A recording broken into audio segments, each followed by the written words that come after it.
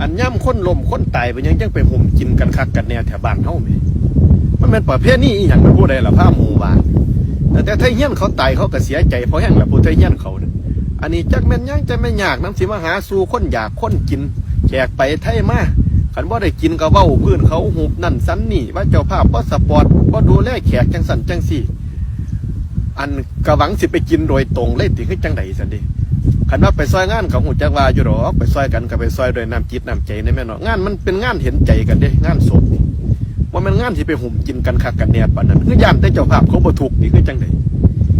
ขันซ้ำสิกินอยู่เฮี้ยนไผเฮี้ยนมันก็สิบ่พอได้กินอยู่บ่คือจังไดคือตั้งต่อสิไม่กินแต่บนการตายของผู้อื่นนี่ติโอ้ยนายแห่งเบาแห่งนายขันพ่อเศร้าได้ก็เศร้าเด้อบ้านเฮาประเภทนี้อันนี้เปียงคักมันงานศพนี่แหละเฮ็ดไปเห็นมกเห็นใจกันไปมันว่าไปที่ไปห่มกินแต่กันบ้านนี่ฮอดมือเอาไปเผาเดี๋ยวบ้านนี่มือตกปลา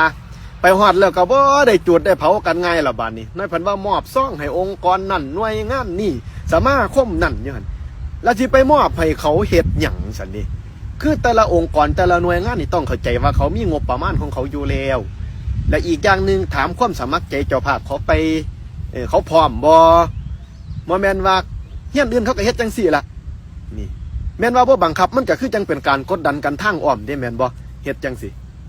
ผู้เป็นเฒ่าเป็นแก่หรือว่า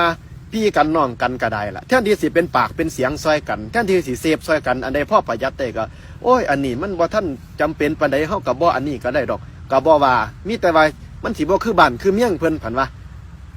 โอ้ย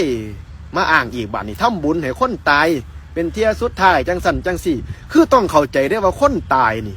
คำว่าตายนี่คือจบแล้วบทบาทหน้าที่ในชีวิตเขายุติลงแค่นั้นแล้วเป็นยังจังบ่คือนำคนเป็นอยู่นี่คนมีชีวิตอยู่นี่เขาสิใส่ชีวิตต่อไปแบบใดร่างเทียวคนที่ตายนั่นเป็นเสาหลักเขาหรือว่าเป็นหัวหน้าครอบครัวเขาลูกเขาน้อยๆนี่เขาต้องได้เรียนหนังสือเขาต้องได้ต่อยอดชีวิตเขาต่อไปเป็นยังจังบ่คืดว่า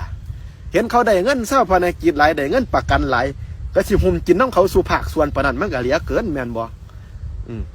เงินเศร้าภารกิจเงินประกันนี่หอบย่ำเขาหามาส่งมาเสียยากปานใดเขาจำเป็นต้องหามาเสียมันก็เป็นส่วนของเขาที่ควรสิได้รับอยู่แล้วก็ยั่งไว้ให้เขาได้ตั้งหลักได้ไหมให้เขาตั้งแต่เขาทำใจเรื่องการสูญเสียกับพอแห้งแล้วยังต้องเขามาเสียใจเลี้ยงไว้สิมีคนมาเว้าวิพากษ์วิจารณ์เขาต่างๆหน้าอีกอันนี้บ่สมควรอยู่น้ำกันให้มันเห็นใจกันก่อนนั่นผู้ว่าโอ้ยเว้าปันสิบ่ตายเป็นเนาะเว้าจังสี่ย่ำตายเอาเจ้าของไปฝังเด้ออย่าเสียอาศัยผู้อื่นมันแมนยืนแล้วไฟบ่ใหม่เฮี้ยนไผกับพ่ออยู่แมนบ่คันบ่ถือเจ้าของเว้าได้แบบนี้คันถือเจ้าของเนี่ยโอ้ยบ่มีความสิเว้าการคนเว้าแบบนี้นี่คือคนบ่ทันได้เจอสถานการณ์จริง